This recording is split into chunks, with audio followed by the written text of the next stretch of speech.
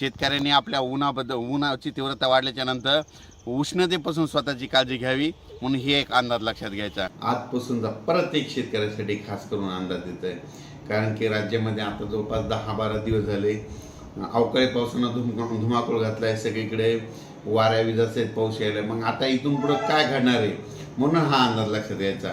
27, 28 आणि 29 एप्रिल दरम्यान राज्यामध्ये फक्त काही भागामध्ये तुरळक ठिकाणी पाऊस पडणार आहे, सर्वदूर पडणार नाही.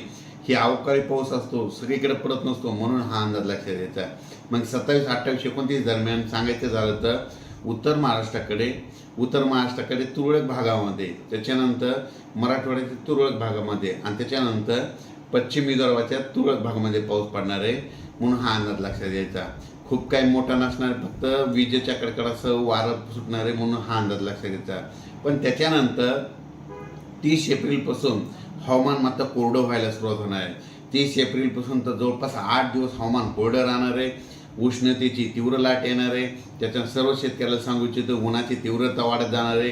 1 मे 2024 म्हणजे 1 मे पासून लगेच उन्हाची तीव्रता वाढत जाणार आहे म्हणून हा अंदाज लक्षात घ्यायचा. सांगायचं झालं तर ऊन वाढल्यामुळं त्याच्यामुळं वृद्धांची काळजी घ्या, मुलांची देखील काळजी घ्या, कारण की उन्हाचा पारा वाढत जाणार आहे आणि हे 6 तारखेच्या जवळपास आसपास असणार आहे म्हणून हा अंदाज लक्षात घ्यायचा. पण सांगायचं झालं तर राज्यामध्ये फक्त आता खूप ठिकाणी काही पाऊस पडणार नाही, जास्त ठिकाणी पडणार नाही. फक्त उत्तर महाराष्ट्र, मराठवाडा आणि पश्चिम विदर्भातच तुरळक ठिकाणी 10-12 ठिकाणी समजा जिल्ह्याच्या उघड पडेल म्हणून हा अंदाज लक्षात घ्यायचा. आजपासून शेतकऱ्याला एक अंदाज देणार आहे, कारण की तातडीचा अंदाज आहे. कारण की आज 26 एप्रिलला राज्यामध्ये सांगायचं झालं तर पाऊस येणार आहे.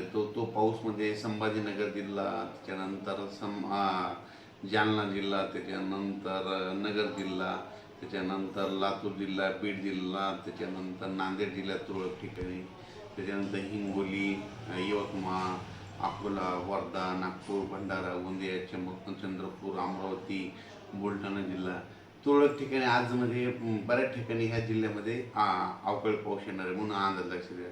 आणि ज्या ठिकाणी पाऊस नाही पडला ना त्या ठिकाणी काय होईल, रात्रीच्याला असं खूप जोरात वारं येईल म्हणून हे अंदाज लक्षात घ्या. आणि कुठेतरी तुरळक असे थेंब येतील म्हणून हे अंदाज लक्षात. हा पाऊस सर्वदूर पडणार नाही, कारण की हा अवकाळी पाऊस असतो, सर्वदूर पडत नसतो म्हणून हे अंदाज लक्षात येतात. या पावसामध्ये वाऱ्याचं प्रमाण जास्त आहे म्हणून हे देखील सर्वांनी लक्षात येतं.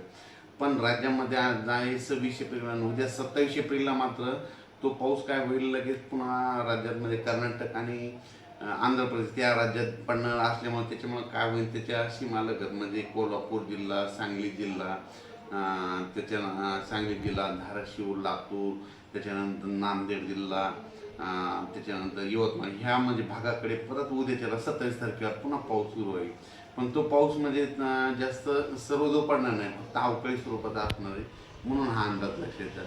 पण त्या राज्यातल्या सर्व शेतकऱ्याचा कांदा काढणी चालू तर राज्यातल्या सर्व शेतकऱ्याला सांगू इच्छितो की ज्यांचा कांदा काढणी तुम्ही काय करा, कांदा हळद वाळू घातलेली सगळ्यांनी हळद शिजविलेली त्यांना सांगू इच्छितो तुम्ही काय करा, 2 मे 2025 पर्यंत तुम्ही काय करा, तुम्ही तुमच्या हळद झाकण्याची तयारी ठेवा.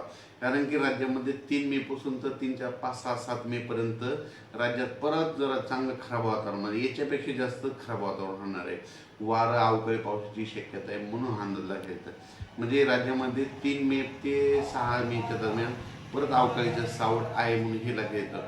पण राज्यात मात्र आता आणखीन 2 दिवस म्हणजे 26, 27 तारखेला 26, 27, 28ला देखील वातावरण